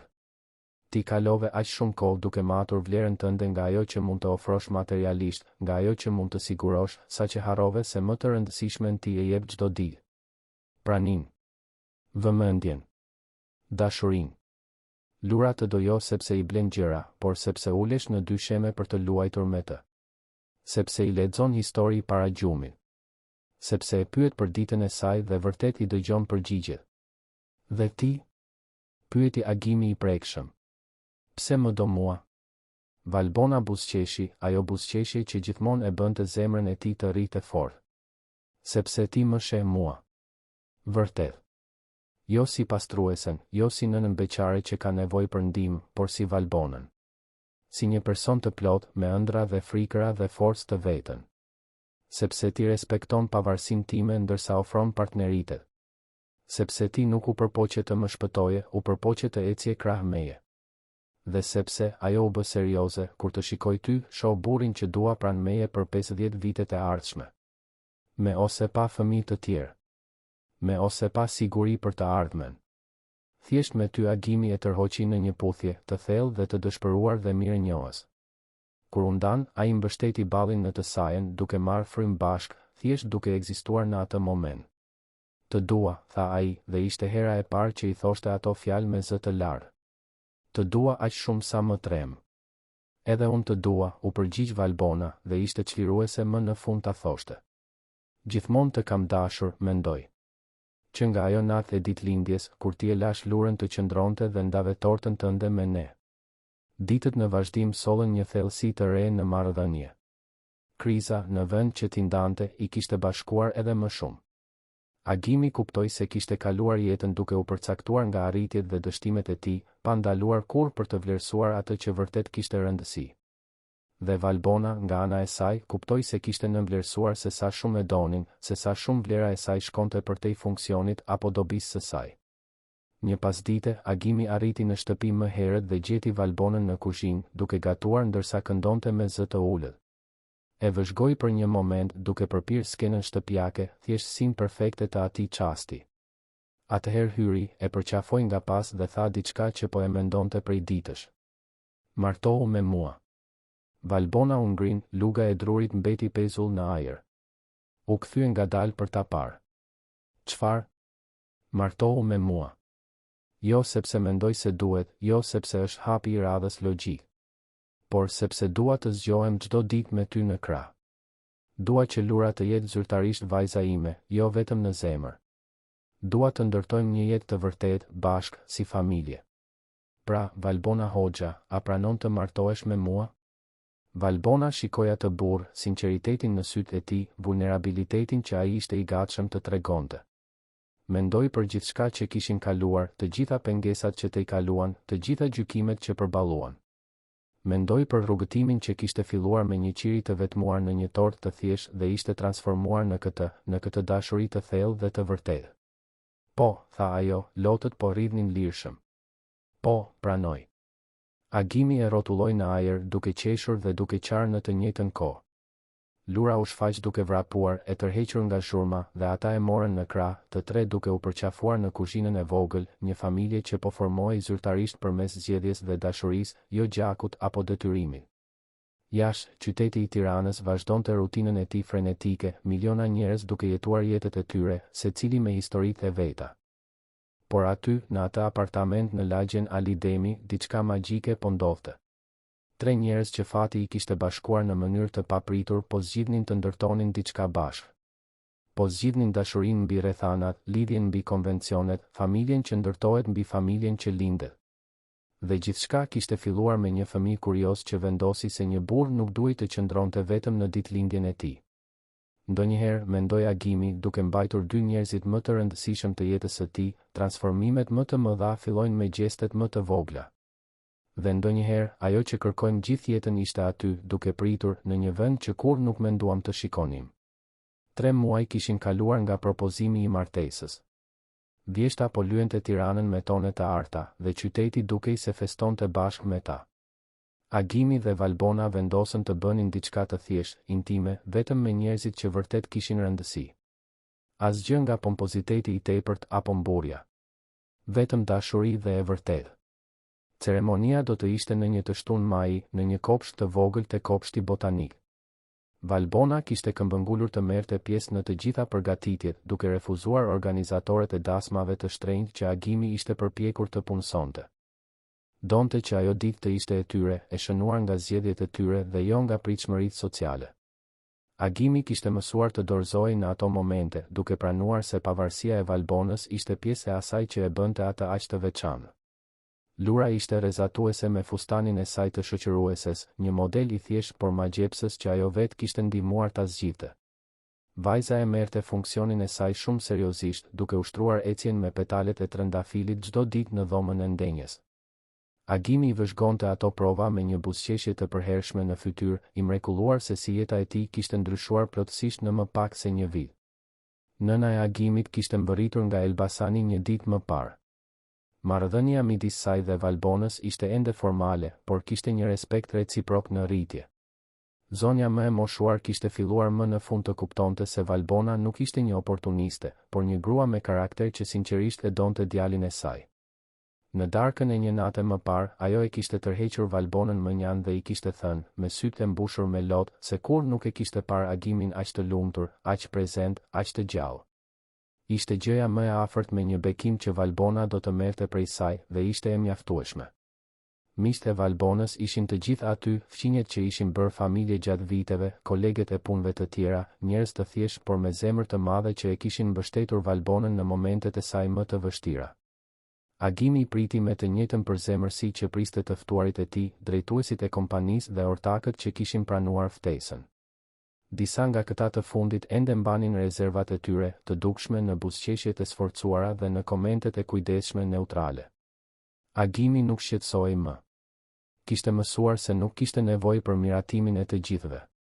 Vetëm të njerëzve të duhur. Besniku, çuditërisht, ishte shfaqur. E tërhoqi Agimin më njanë para se ceremonia të fillonte. Erdha të kërkoj falje, tha ai pa rrotullime. Për atë që thash në atë darë. Për gjykimet. Kalova këta muaj duke të vëzhguar dhe mik, kur nuk të kam parë aq mirë. Aq vetvetja. Dhe Valbona, ai shikoi ku ishte ajo, duke biseduar me disa shoqe dhe duke qeshur, ajo është e veçantë. Isha gabim. Krejtësisht gabim. Agimi shtrëngoi supin e mikut duke pranuar ndjesën me një lëvizje koke. Disa miqësi ja vlenin të shpëtoheshin. Të tjerat, ai kishte lënë pas pa pendim. Kur erdhi koha e ceremonisë, Agimi ishte në altarin e improvizuar, i rrethuar nga lule të thjeshta dhe delikate. Zemra i rritë shpejt, duart i dridheshin lehtë. Atëherë muzika filloi dhe lura u shfaq duke hedhur petale me seriozitet absolut, me gjuhën jashtë nga përqendrimi. Të ftuarit qeshën me butësi.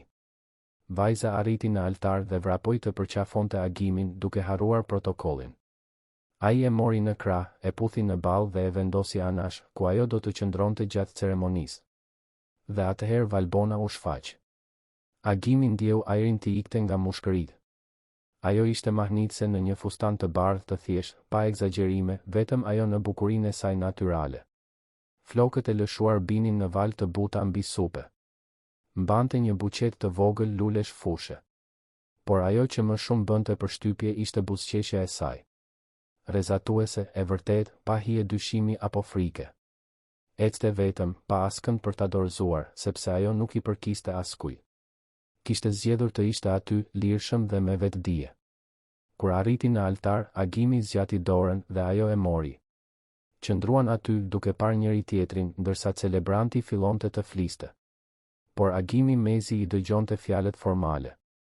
Ishte i humbur në sytë e Valbonës, në atë moment të pezulluar në kohë ku gjithçka që kishte rëndësi ishin ata të dy, dhe vajza pranë tyre që plotësonte atë ekuacion perfekt.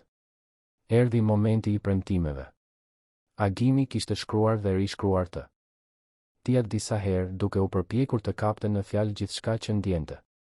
Kur erdhi koha për të folur, nxori letrën nga xhepi, e shikoi dhe pastaj e palosi sërish.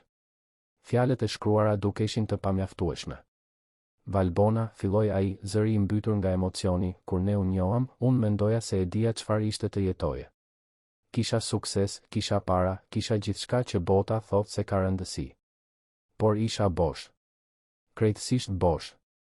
Dhe atëherë, në një natë që duhej të ishte vetëm edhe një natë tjetër e vetmuar, vajza jote u shfaq në kuzhinën time dhe ndryshoi gjithçka. Ajo më tregoi se unë nuk kisha nevojë të isha vetëm.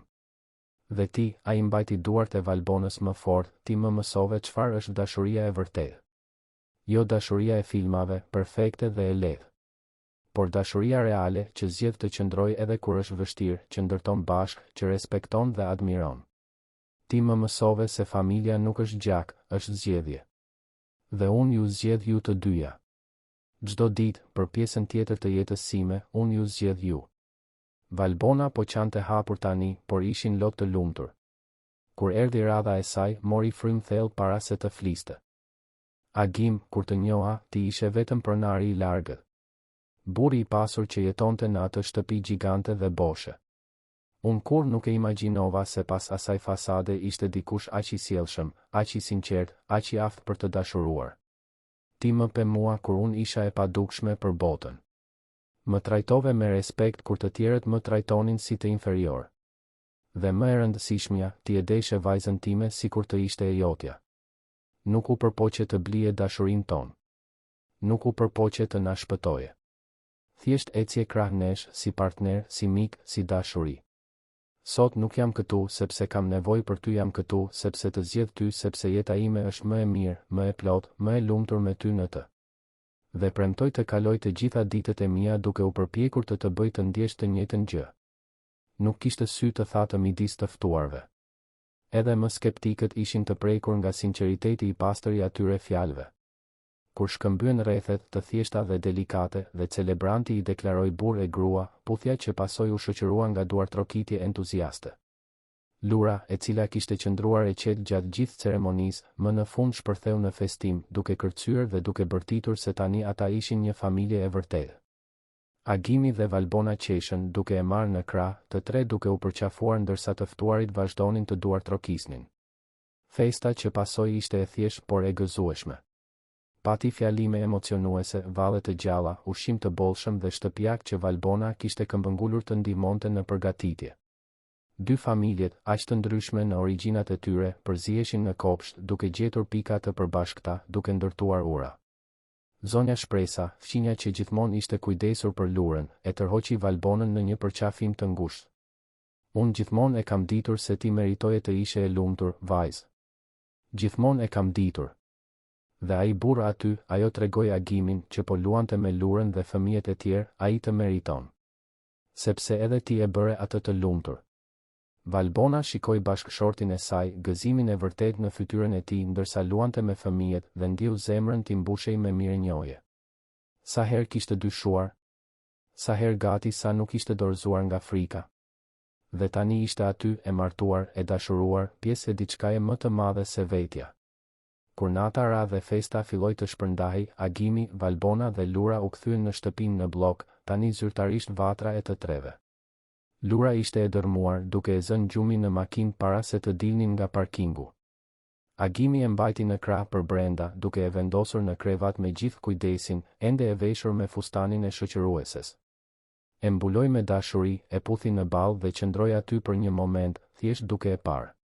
Valbona u shfaq në derë, ende me fustanin e saj të nuses, dhe vëzhgoi skenën. Agimi e shikoi atë dhe i zgjati dorën. Ajo erdhi dhe të dy qëndruan aty, krah për krah, duke parë atë fëmijë që kishte qenë fillimi i gjithçkaje. Ajo do të jetë zyrtarisht edhe vajza jote, përshpëriti Valbona. Do të fillojmë procesin e birësimit javën e ardhshme. Agimi ndjeu syt t'i digjinin. Të ishte baba i Lurës zyrtarisht ishte diçka që e kishte dëshiruar, por kur nuk kishte guxuar ta kërkonte. Je e sigurt? Absolutisht. Ti tashmë je baba i saj në gjithçka që ka rëndësi. Tani vetëm mungon letra ta konfirmoj. Dolën nga dhoma në heshtje, duke e lënë vajzën të flinte. Në dhomën e ndenjes ndaluan para dritareve gjigante që shikonin mbi qytet. Tirana shkëlqente atje poshtë, e pafundme dhe pulsuese. Mund ta besosh? Pyeti Agimi duke përqafuar Valbonën nga pas. Një vit më parë isha vetëm në këtë shtëpi, duke menduar se kjo ishte gjithçka që meritoja. Dhe tani kam gjithçka. Letërsisht gjithçka. Valbona u kthye midis krahëve të tij, duke parë atë burr që ishte bërë bashkëshorti i saj, partneri i saj, dashuria e saj. Ne shpëtuam njëri tjetrin, apo jo? Jo, Agimi korrigjoi butësisht. Ne gjetëm njëri tjetrin. Dy pjesë që përshtateshin në mënyrë perfekte, por që kishin nevojë të ishin në vendin e duhur, në kohën e duhur për ta vënë re. Ata qëndruan aty të përqafuar duke parë qytetin që dëshmoi rrugëtimin e tyre. Nga pronar dhe punonjëse të miq, të dashuruar, të familje. Çdo hap i atij transformimi kishte qenë i frikshëm dhe çlirues në të njëjtën kohë. Në muajt që pasuan, jeta vazhdoi rrjedhën e saj natyrale, por tani e mbushur me kuptim. Agimi uli ngarkesën e tij të punës, duke i dhënë prioritet kohës me familjen. Zbuloi se mund të ishte po aq i suksesshëm profesionalisht pa sakrifikuar jetën e tij personale. Në fakt, ishte më produktiv, më kreativ, më i fokusuar se kurrë. Lumturia në shtëpi pasqyroi në gjithçka që bënte. Valbona vazhdoi të punonte, por tani në kushte të tjera. Ishte kthyer të studionte duke ndjekur administrimin në një fakultet nate, me agimin që kujdesej për lurën në ato orare. Kishte ëndra të veta, ambicie që i kishte lënë mënjan për vite. Dhe tani kishte mbështetjen për t'i ndjekur ato. Lura rritej e rrethuar nga dashuria, siguria dhe shembujt e punës së palodhur dhe respektit reciprok. Shihtet e prindërit jo një marrëdhënie perfekte, por një marrëdhënie të vërtetë, ku problemet diskutoheshin, ku opinionet e ndryshme respektoheshin, ku dashuria demonstrohej çdo ditë në gjeste të mëdha dhe të vogla. Një vit pas martesës, në një natë maji, Agimi përgatiti një surprizë. Thiri Valbonën dhe Lurën në dhomën e ndenjes dhe u dha një zarf. Brenda kishte 3 bileta për në dhërmi. Pushime familjare, njoftoi ai me një buzëqeshje. 3 javë, vetëm ne të 3. Asgjë nga puna, asgjë nga detyrimet. Vetëm plazh, diell dhe kohë bashk. Lura kërceu nga gëzimi, duke bërë tashmë plane për kështjellat e rërës që do të ndërtonte. Valbona shikoi bashkëshortin me sy që i shkëlqenin. Nuk kishe pse. E di. Por desha. Dua të krijoj kujtime me ju. Kujtime që Lura do t'i mbaj për pjesën tjetër të jetës. Kujtime që do t'i kujtojnë asaj se ishte e dashur gjithmonë. Atë natë, pasi Lura fjeti, Agimi dhe Valbona u ulën në divan, siç bënin aq shumë herë, thjesht duke vlerësuar shoqërinë e njëri tjetrit. Je i lumtur? Pyeti Valbona, koka e saj e mbështetur në supin e tij. Më shumë se sa ndonjëherë mendova se ishte e mundur, u përgjigj Agimi ndershmërisht. E di, unë kalova aq shumë vite duke matur suksesin me numra, me arritje profesionale, me gjëra materiale. Dhe tani e kuptoj se e vetmja gjë që vërtet ka rëndësi është kjo. Ti, Lura, ky moment këtu. Ky është sukses. Kjo është fitore. Valbona buzëqeshi duke ndërthurur gishtat e saj me të tij. Kush do ta thoshte se gjithçka filloi me një qiri në një tort. Dhe një vajzë të vogël kurioze që vendosi që unë nuk duhej të qëndroja vetëm. Ata qeshën duke kujtuar atë natë që dukej se kishte ndodhur në një jetë tjetër. Në një farë kuptimi, kishte ndodhur. Ata ishin njerëz të ndryshëm tani. Të transformuar nga dashuria, nga respekti reciprok, nga guximi për të ndërtuar diçka të re dhe të vërtetë. Rrugëtimi nuk kishte qenë i lehtë. Pati gjykime, paragjykime, momente dyshimi dhe frike. Por çdo pengesë e kaluar kishte bërë bazën më të fortë, dashurinë më të thellë, sigurinë më të palëkundur. Agimi shikoi rreth e rrotull dhomës, duke parë shenjat e jetës kudo. Vizatimet e Lurës në mure, librat e Valbonës në bibliotekë, fotot e familjes të shpërndara kudo. Shtëpia që dikur ishte një muze jo personal, tani ishte një vatër vibrante, plot dashuri dhe të qeshura dhe jetë. Ndonjëherë, mendoi ai, bekimet më të mëdha vijnë të maskuara nga takimet më të pamundura. Një fëmijë që shfaqet papritur në një kuzhinë. Një punonise që bëhet mike, pastaj dashuri, pastaj familje. Momente të vogla që transformohen në transformime gjigante. Dhe gjithçka sepse në një natë të vetmuar ditëlindjeje, ai kishte ndezur një qiri. Dhe një vajzë e vogël me zemër të pastër kishte vendosur që askush nuk duhej të festonte vetëm. Nga ai gjesti thjesht, nga ajo zgjedhje fëmijërore për të ofruar shoqëri, kishte lindur një familje. Jo nga konvencioni, jo nga gjaku, por nga zgjedhja e vetëdijshme e 3 njerëzve për të ecur bashkë. Agimi e shtrëngoi Valbonën më afër, duke dëgjuar frymëmarrjen e saj të qetë, duke ndjerë nxehtësinë e pranisë së saj. Atje në dhomë, Lura flinte e sigurt, e dashuruar, e rrethuar nga 2 prindër që do të bënin çdo gjë për të. Dhe aty, në atë moment perfekt dhe të thjesht, Agimi më në fund kuptoi kuptimin e vërtetë të qenit i plodh. Nuk ishte të kishe gjithçka.